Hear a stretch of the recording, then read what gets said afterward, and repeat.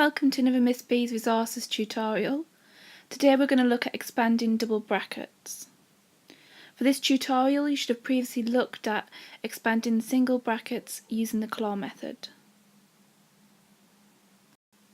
So from the last tutorial you should be aware of how to expand single brackets. I'm just going to remind you how to do that now. We're going to use the claw method, and that means we're going to multiply each term by the integer that is in front, the coefficient. So we're going to do 3 times 2x and then 3 times 4. Now remember that positive is important. So 3 times 2x is equal to 6x, and 3 times 4 is equal to 12. So my answer is 6x add on 12. Okay, we're going to move on to an expand and simplify question. Now here be careful because we've got a minus 4, this is a positive 5 and this is a positive 7. Now if you remember last time, what I did is I boxed them off into two separate expand questions. And we're going to do the first one. We're going to do 2 times x, which is equal to 2x, and then 2 times minus 4, which is equal to negative 8. Okay, and then we're going to do the second one, which is positive 5 times x, which is positive 5x, and then we're going to do positive 5 times positive 7, which gets us positive 35. What we need to do now is collect our like terms together. So I'm going to circle up my x values. So I've got 2x there and I've got a positive 5x. Remember the coefficient in front of the 5 goes with it. So 2x plus 5x gets us 7x, minus 8 add on 35. Well, that might be easier to look at it and do 35 take away 8, which is the same as 27. And that is my final answer, 7x add on 27. We're going to move forward with today's tutorial and now look at expanding double brackets. This just means we do a double claw, and it's quite easy and simple when you get the hang of it. So we've got two brackets. If you look, we've got one bracket here and one bracket here. We've got x plus 5 in the first and then x plus 6 in the second. This means we are multiplying everything in the second bracket by everything in the first bracket. And to make sure we don't miss any terms, we're going to do double claws. So we're going to start with the first term and multiply x by x and then x by 6. So x times x is equal to x squared, and then x times 6 is equal to 6x. Then we're going to do 5 times x, which is 5x, and then we're going to do 5 times 6, which is 30. Can you see how we've done two claws? We start with the first term, then the second term in the first bracket. Now what we need to do is collect our like terms together, which is just this middle bit here. And that is going to leave us with x squared, 6x add 5x, 11x, add on 11x, add on 30. Okay, second example. Again, we're going to multiply the first term by everything in the second bracket. So we're going to do x times x, which is x squared, and then x times minus 4, which is minus 4x. Then we're going to do our second claw, so we're going to do 3 times x, which is 3x, and we're going to do 3 times minus 4. Remember that minus is important, and that gets us minus 12.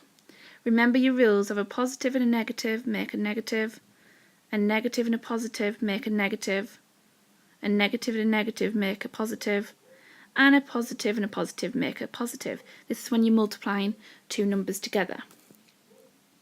So again we're going to collect our like terms together. So I've got minus 4x and positive 3x. Remember, x squared isn't the same as x by itself. It looks different.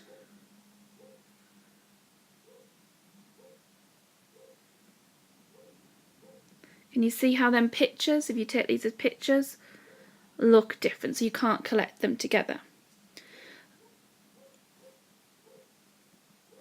So x squared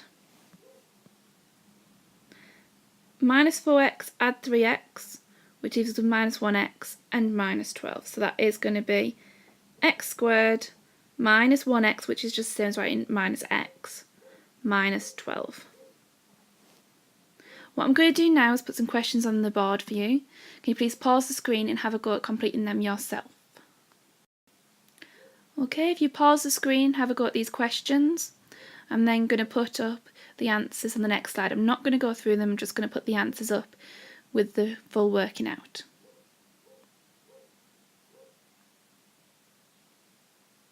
Okay, and the answers are... Please pause the screen and mark your work, okay? You can see I've put the full working out on there for you. Remember, pause the screen. Okay, we're now going to go on to and move on and look at some extension questions. We're going to look at expanding double brackets, but where it's not just x at the front, where it's 2x or it's 3x that are inside one of the brackets. Again, we do exactly the same. We multiply everything in the second bracket by what's in the first bracket. So we've got 2x times x, which is 2x squared. And then we've got 2x times minus 4. Remember that this minus is very important. 2x times negative 4 makes negative 8x. Okay, and now we're going to look at the next one. So we're going to do positive 3 times x, which is positive 3x. And then we're going to look at positive 3 times negative 4, which is minus 12. Collecting our like terms together, that will get us 2x squared. Minus 8, add on 3, that gets us minus 5x. Take away 12. Okay, the second example, a little bit harder again. Expand the first terms. So 3x times 5x is 15x. And then 3x times minus 2 is minus 6x. Now we're going to look at expanding the second term, so we're going to do negative 5 times 5x, which is minus 25x. And then we're going to do negative 5 times minus 2. Two negatives times together make a positive, so that's plus 10. Okay, and then we're going to collect our terms together. 15x, that should be 15x squared, sorry. 15x squared, take away 6x, take away 25x, so minus 6 minus 25, that's minus 31x, add on 10, and that's my final answer. Right, I'm going to put some questions on the next screen for you to look at and have a go at. Remember to pause the screen. Okay, if you pause the screen and have a go at these questions, and could have put the answers on the next slide. I'm not going to go through them, but the full working out will be shown. Okay, you should have had a go at these questions by now. Here come the answers. Okay, please pause the screen, check your work, look at the working out, make sure you've got the full marks for these questions. Last but not least today, we're going to look at an exam question. If you can pause the screen now and have a go at this exam question, see if you get a similar answer to me. You're looking for the area. Remember, area is length times width. Right, you should have managed to have a go at this question by now. The first thing that I would do is put brackets around each length. If it's got two terms like this, I always put brackets around it, and that reminds me that I do, whatever I do to the full term. I don't just do it to one part of it. Now, I said before, area equals length times width. So my length is 2x plus 5, and my width is x plus 6. And I'm going to times these together. Well, I've got double brackets to times together. So we're going to do 2x times x, that's 2x squared. And then we're going to do 2x times 6, and that is equal to 12x. Now we're going to do 5x, 5 times x, which is 5x, and 5 times 6, which is 30. Last but not least, we need to collect our like terms together. So you should end up with 2x squared, add on 17x, add on 30. Your marks in the exam will come from getting this step here correct, your multiply out step. It'll come from getting the middle term right, and the other mark will come from having this term and this term correct. So you've got to have both of them correct to get the final mark, and that's where the 3 marks come from. Well done if you got that. Thank you for listening to another Miss B's Resources tutorial.